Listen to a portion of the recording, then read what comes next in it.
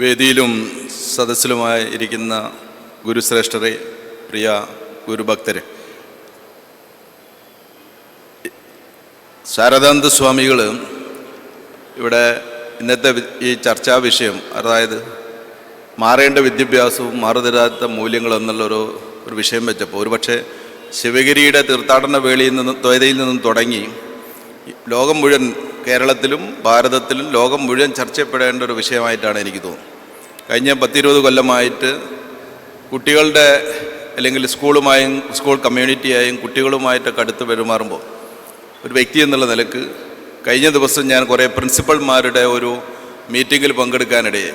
ഒരു വർക്ക്ഷോപ്പിൽ ഞാൻ നേരെ തന്നെ ടീച്ചേഴ്സിനോട് ചോദിച്ചു, എന്തുകൊണ്ട് കുട്ടികളെ സ്കൂളിലേക്ക് വിടണം? Why should I send my child to the or anyone's child to an a school? അപ്പോൾ അവർ പറഞ്ഞു, അങ്ങനെയല്ലെങ്കിൽ പിന്നെ എങ്ങനെയാണ് ഞങ്ങളൊക്കെ പിന്നെന്ത് ചെയ്യും? നിങ്ങളെന്ത് ചെയ്യുന്നു എന്നുള്ളത് പിന്നെ ക്വസ്റ്റ്യൻ. എന്തിന് ഒരു കുട്ടിയെ ഒരു രക്ഷിതാവ് അയക്കണം? അപ്പോൾ അവർ പറഞ്ഞു, അവർക്ക് അറിവ് നേടാൻ, അവർക്ക് ഫിസിക്സ് പഠിക്കാൻ, മാത്സ് പഠിക്കാൻ, കെമിസ്ട്രി പഠിക്കാൻ, ഇതെല്ലാം. പക്ഷെ നമ്മൾ ജീവിക്കുന്നതെന്ന് ഇവിടുത്തെ ഇരിക്കുന്ന പ്രമുഖ സ്പീക്കേഴ്സൊക്കെ പറഞ്ഞിരിക്കുന്നത് പോലെ ഒരു മൊബൈൽ ഫോൺ ഉണ്ടായിക്കഴിഞ്ഞാൽ അതിൽ കുറേ ആർട്ടിഫിഷ്യൽ ഇൻ്റലിജൻസിൻ്റെ ടൂള് ഡൗൺലോഡ് ചെയ്ത് കഴിഞ്ഞാൽ അതിൽ ശരിയായ രീതിയിൽ കാര്യങ്ങൾ ചോദിക്കാനുള്ള കഴിവുണ്ടെങ്കിൽ ഒരു ക്ലാസ് ടീച്ചർ പറഞ്ഞു കൊടുക്കുന്നതിനേക്കാൾ മനോഹരമായിട്ട് ഈ കാര്യങ്ങളൊക്കെ പറഞ്ഞു കൊടുക്കാൻ പറ്റും. അതിമനോഹരമായിട്ട് പറഞ്ഞു കൊടുക്കാൻ പറ്റും.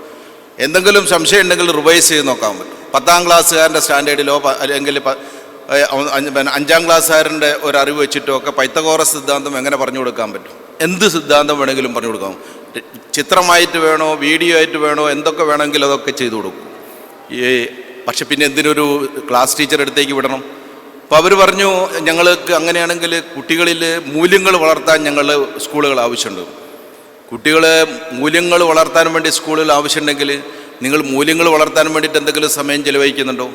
മൂല്യങ്ങൾ എവിടെയെങ്കിലും അളക്കപ്പെടുന്നുണ്ടോ? നിങ്ങൾ മാർക്സ് അല്ലാതെ A+കളല്ലാത്ത, പരീക്ഷയിൽ A+കളല്ലാത്ത എന്തെങ്കിലും കണക്കൂട്ടുന്നുണ്ടോ? നോക്കുന്ന സമയത്ത് ശരിയാണ്, അവർ കുട്ടികളിൽ നേരത്തെ പറഞ്ഞിരിക്കുന്ന സത്യസന്ധതയോ, ഗുരു പറഞ്ഞിരിക്കുന്ന പഞ്ചശുദ്ധിയോ, അതല്ലെങ്കിൽ ഇന്ത്യൻ കോൺസ്റ്റിറ്റ്യൂഷൻ്റെ മൂല്യങ്ങളോ, അതല്ലെങ്കിൽ ഈ പണിന്ന നമ്മുടെ പുതിയ വിദ്യാഭ്യാസ നയം പറയുന്ന തന്ത്രങ്ങളൊന്നും തന്നെ ഒന്നും അതിനകത്ത് കാണുന്നില്ല. ഇത് കാണുന്നില്ല എന്ന് മാത്രമല്ല, നിങ്ങൾ ഈ തൊട്ട് വെഞ്ഞാറുമൂടിൽ നിങ്ങൾ കണ്ടിരിക്കും ഒരു പയ്യൻ, ഉമ്മയും ബാപ്പയും ഉൾപ്പെടെയുള്ള ആളുകൾ 5 പേരെ വെട്ടിക്കൊന്നിരിക്കുന്ന ഒരു അർഫാൻ എന്ന് പറഞ്ഞൊരു പയ്യൻ്റെ കഥ നിങ്ങൾ കേട്ടിരിക്കും. അങ്ങ് താമരശ്ശേരിയിൽ 15ഉം 16ഉം വയസ്സുള്ള കുട്ടികൾ തമ്മിൽ നിന്നിട്ട് അടിച്ചിട്ട് ഒരുത്തനെ കൊന്നിരിക്കുന്ന കഥയെ നിങ്ങൾ കേട്ടിരിക്കും. കുട്ടികളുടെ ആത്മഹത്യ എന്ന് പറഞ്ഞത് എല്ലാ ദിവസവും 2ഉം 3ഉം റിപ്പോർട്ട് ചെയ്യപ്പെടുന്നുണ്ട്. അങ്ങനെയാണ് ഇതേപോലെ കുട്ടികൾ മയക്കുമരുന്നിന് വിധേയരാകുന്നത്, മദ്യത്തിന് വിധേയരാകുന്നത്, കുട്ടികൾക്കെതിരെ നടക്കുന്ന അക്രമങ്ങൾ കൂടുന്നു, കുട്ടികൾ നടത്തുന്ന അക്രമങ്ങൾ കൂടുന്നു. ഇങ്ങനെയൊക്കെ കുട്ടികൾ പിറകോട്ട് പോയിട്ടുണ്ടെങ്കിൽ നമ്മൾ മുതിർന്നവരുടെ ഭാഗത്തുനിന്നുണ്ടായ എന്തോ ഒരു വലിയ പരാജയമില്ലേ? നമ്മളെ വിദ്യാഭ്യാസം വിജയമായിരുന്നു എങ്കിൽ ഇങ്ങനെ ഒരു മാനസികാവസ്ഥയിലേക്ക് കുട്ടികൾ പോകുമായിരുന്നു. ഈ തുമ്പിയെ പിടിച്ചും പൂമ്പാറ്റയെ പിടിച്ചും തുമ്പപ്പൂ പറിച്ചൊക്കെ നടക്കേണ്ട കാലത്ത് കുട്ടികളെങ്ങനെയാണ് ആത്മഹത്യയെക്കുറിച്ച് ചിന്തിക്കുക? നമ്മളെവിടെയോ കാര്യമായിരിക്കുന്ന രീതിയിൽ എവിടെയോ എന്തൊക്കെയോ പഠിപ്പിക്കേണ്ടത് വിട്ടുപോയിട്ടുണ്ട് എന്നുള്ളതാണ്. എന്തോ കാര്യമായി മൂല്യങ്ങളാണ് എല്ലാത്തിൻ്റെയും അടിസ്ഥാനമെന്നും, അതും പ്രത്യേകിച്ചും മെറ്റേണൽ വാല്യൂസാണ് എല്ലാത്തിനെയും നിശ്ചയിക്കേണ്ടതെന്നും, അത് കരുണ, ദയ, സത്യസന്ധത അഹിംസ മുതലായിരിക്കുന്ന അടിസ്ഥാനപരമായി വരണമെന്നും, അത് അളക്കാനുള്ള അളവുകോലുകൾ നമ്മുടെ സ്കൂളുകളിൽ ഉണ്ടാകാത്തോടത്തോളം കാലം ഇത്തരത്തിലുള്ള അരക്ഷിതാവസ്ഥ വർദ്ധിച്ചുകൊണ്ടേയിരിക്കും.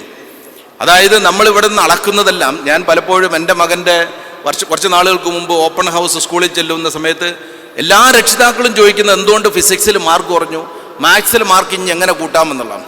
നമ്മൾ ഏറ്റവും കൂടുതൽ ആഘോഷിക്കുന്നത് എന്താണ്? ഏറ്റവും കൂടുതൽ ആഘോഷിക്കുന്ന 2 കാര്യങ്ങൾ. ഒന്ന്, പരീക്ഷയിൽ ഉന്നത വിജയം നേടുന്നത്. അതുകൊണ്ടാണ് കേരളത്തിൽ എഡ്യൂക്കേറ്റഡ് അൺഎംപ്ലോയ്മെൻറ്റ്, വിദ്യാഭ്യാസരായിരിക്കുന്ന ജോലി ഇല്ലാത്തവരുടെ എണ്ണം ലോകത്തിൽ ഏറ്റവും കൂടുതലുള്ളൂ. പക്ഷേ ഒരു കേരളത്തിലായിരിക്കും. കാരണം നമ്മൾ പഠിപ്പിക്കുന്നത് എന്തിനാ? ഒന്ന്, സർട്ടിഫിക്കറ്റിന് വേണ്ടിയിട്ടാണ്.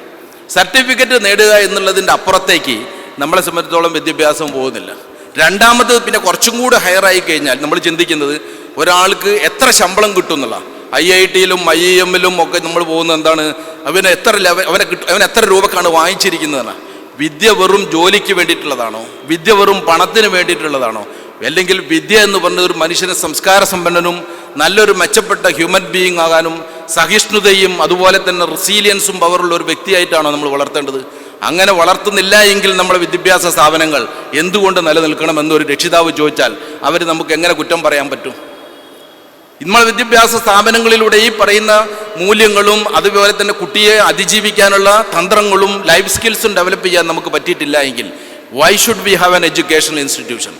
ഒരു പക്ഷേ നമ്മൾ ഈ മാറി വരുന്ന ഒരു കാലഘട്ടത്തിൽ വിദ്യാഭ്യാസം എന്ന് പറയുന്നത് ഏത് രീതിയിലേക്ക് മാറണമെന്നും ഇന്ന് നമ്മൾ ഈ കാണുന്ന ഒരുപാട് അറിവുകളുടെ കാര്യങ്ങൾ നമുക്ക് സ്വമേധയാ കിട്ടുന്ന ഒരു കാലഘട്ടത്തിൽ എന്തിനു വേണ്ടി വിദ്യാഭ്യാസ സ്ഥാപനങ്ങൾ നിലകൊള്ളണമെന്നുള്ളതൊക്കെ ഉയർന്ന് ചിന്തിച്ചിട്ടില്ല എങ്കിൽ ഞാൻ ഈ പറയുന്ന അർഫാൻസും അതുപോലെ താമരശ്ശേരിയിലെ സംഭവങ്ങളും ആത്മഹത്യകളും അതുപോലെ വയലൻസും കുട്ടികളിലേക്ക് വരുന്ന അക്രമങ്ങളും ഒക്കെ പലതായിട്ട് നമ്മൾ കാണുകയും അതിൻ്റെ മുന്നിൽ നമ്മൾ അതിനെന്തൊക്കെയോ മറ്റെന്തെങ്കിലും കാരണങ്ങളൊക്കെ പറഞ്ഞ് ഏതെങ്കിലും ഒന്നോ രണ്ടോ ഏജൻസികളെ കുറ്റവും പറഞ്ഞ് നിൽക്കുന്നൊരു കാലം വരും. കാരണം ഇന്ത്യ ഇത് കാണുന്നൊരു പ്രത്യേക സംഭവം, ഇന്ത്യ ഇത് ശ്രദ്ധിക്കേണ്ടുന്നൊരു കാര്യം, ലോകത്തിൽ ഏറ്റവും കൂടുതൽ കുട്ടികളുള്ള രാജ്യമാണ് ഇന്ത്യ. 400 ദശലക്ഷം 40 കോടി കുട്ടികൾ 14 വയസ്സിന് താഴെയുള്ള രാജ്യമാണ് ഇന്ത്യ. ഈ കുട്ടികളിൽ ഇങ്ങനെയുള്ള ഒരു മാനസികാവസ്ഥയാണ് വരുന്നതെങ്കിൽ എന്തായിരിക്കും അവസ്ഥ? മറിച്ച് അവരിൽ ഈ പറയുന്ന മൂല്യങ്ങളും വിശ്വാസതയുടെയും സത്യസന്ധതയുടെയും ധർമ്മത്തിൻ്റെയും കഠിനാധ്വാനത്തിൻ്റെയും സയൻറ്റിഫിക് ടെമ്പർമെൻറ്റിൻ്റെയും ഒക്കെ ഒരു മൂല്യങ്ങളാണ് നമ്മൾ വളർത്തിയെടുത്ത് കൊണ്ടുവരുന്നതെങ്കിൽ അവരിലൂടെ ആയിരിക്കും ഈ രാജ്യം ലോകത്തിൽ അറിയപ്പെടുക. ഈ രാജ്യം ഒരു സൂപ്പർ ശക്തിയായി മാറുന്ന 2047 നമ്മൾ സ്വപ്നം കാണുന്നത് അതിലൂടെയായിരിക്കും. മറിച്ച് നമ്മൾ ഈ കാണുന്ന കുട്ടികളിൽ ഇന്നിന്ന രീതിയിലുള്ള ഒരു ശ്രദ്ധയാണ്, മാർക്കിന് വേണ്ടിയിട്ടുള്ളൊരു പരീക്ഷയാണ്, ചടങ്ങിന് വേണ്ടിയിട്ടുള്ളൊരു വിദ്യാഭ്യാസമാണ് നമ്മൾ നടത്തുന്നതെങ്കിൽ ബംഗ്ലാദേശിലും നേപ്പാളിലും നമ്മുടെ ലഡാക്കിലും ആഫ്രിക്കൻ രാജ്യങ്ങളിൽ നടക്കുന്ന ജൻസി എന്നുപോലെയുള്ള അജിറ്റേഷനുകൾ വളരെ എല്ലാം ലീഡർലെസ് ആയിരിക്കുന്ന അനാർക്കിയിൽ അടിസ്ഥാനപ്പെടുത്തിയിരിക്കുന്ന കലാപങ്ങൾ നമ്മൾ കാണേണ്ടി വരും. ഇവിടെയാണ് നമ്മൾ മനസ്സിലാക്കേണ്ടത്, മൂല്യങ്ങളെന്ന് പറഞ്ഞത് അടിസ്ഥാനപരമായിരിക്കണം. അതിൻ്റെ മുകളിൽ കെട്ടിപ്പടുക്കുന്ന ഗോപുരങ്ങളെന്ന് പറഞ്ഞത് ആർത്തിയുടേതോ അല്ലെങ്കിൽ ഭൗതികതയുടെയോ മാത്രമുള്ളതായിരിക്കും. അതിൻ്റെ മുകളിലേക്ക് പടുത്തുയർത്തുന്നത് മനുഷ്യൻ്റെ നിലനിൽപ്പിനെ, മനുഷ്യൻ്റെ നിത്യമായ നിലനിൽപ്പിനെ, സമൂഹത്തിൻ്റെ ശാശ്വതമായ സമാധാനത്തിനെ അതിനെ മുന്നോട്ടേക്ക് കൊണ്ടുപോകുന്നതായിരിക്കണം. ഗുരു പറയുന്നുണ്ട്, ഗുരുവിൻ്റെ വിദ്യാഭ്യാസം എന്ന് പറയുന്നത് ഇത്തരത്തിൽ പണത്തിൻ്റെ അളവ് കൊണ്ട് വാങ്ങുന്നതോ മാർക്കിൻ്റെ അളവുകൾ നിശ്ചയിക്കുന്നതല്ല. അതെന്തായിരിക്കണം? ധാർമ്മികതയെ ഉയർത്തുന്നതായിരിക്കണം, മനുഷ്യൻ്റെ ബുദ്ധിശക്തിയെ ഉയർത്തേണ്ടതായിരിക്കണം, അവൻ്റെ ആത്മീയ ശക്തിയെ ഉയർത്തേണ്ടതായിരിക്കും. ഈ മൂന്നെണ്ണം മനസ്സിൻ്റെയും അവൻ്റെ ബുദ്ധിശക്തിയെയും സ്പിരിച്വാലിറ്റിയെയും ഉണർത്തുന്ന ഒരു വിദ്യാഭ്യാസമാണ് ഈ പറയുന്ന ഇന്ന് കാണുന്ന പ്രശ്നങ്ങൾക്കുള്ളൊരു പരിഹാരം. വിദ്യാഭ്യാസ ചിന്തകരും മതപ്രസ്ഥാനങ്ങളും, ഞാൻ പറയുന്ന അതിൽ മതപ്രസ്ഥാനങ്ങൾക്ക് വലിയൊരു പങ്കുണ്ട്. മതപ്രസ്ഥാനം, ആത്മീയ ചിന്തകരൊക്കെ തന്നെ ഈ ഒരു രീതിയിലുള്ള ഒരു മാറേണ്ട വിദ്യാഭ്യാസത്തെക്കുറിച്ച് ചർച്ച ചെയ്യുകയും മാറാത്ത മൂല്യങ്ങൾ നിലനിർത്താൻ വേണ്ടി നിരന്തരം ശ്രമിക്കുകയും അത് രക്ഷിതാക്കൾ പ്രത്യേകിച്ച് ശ്രദ്ധിക്കുകയും ചെയ്തിട്ടില്ലെങ്കിൽ വലിയൊരു ദുരന്തത്തിലേക്ക് നമ്മൾ പോകും. മറിച്ചതിനെ ശരിയായ രീതിയിൽ ഉപയോഗിക്കുകയാണെങ്കിൽ വലിയൊരു സാധ്യത നമ്മുടെ ലോകത്തിന് മുമ്പിൽ ഈ ഭാരതത്തിനുണ്ടാവുമെന്നുള്ള ഓർമ്മിപ്പിച്ചുകൊണ്ട് എന്നെ ഇവിടെ ഈ ശിവഗിരിയുടെ ഏറ്റവും മഹത്തായ വേദിയിലേക്ക് ക്ഷണിച്ചതിലുള്ള സന്തോഷം രേഖപ്പെടുത്തി ഞാൻ എൻ്റെ വാക്കുകൾ നിർത്തുന്നു. ജയ് ഹിന്ദ്.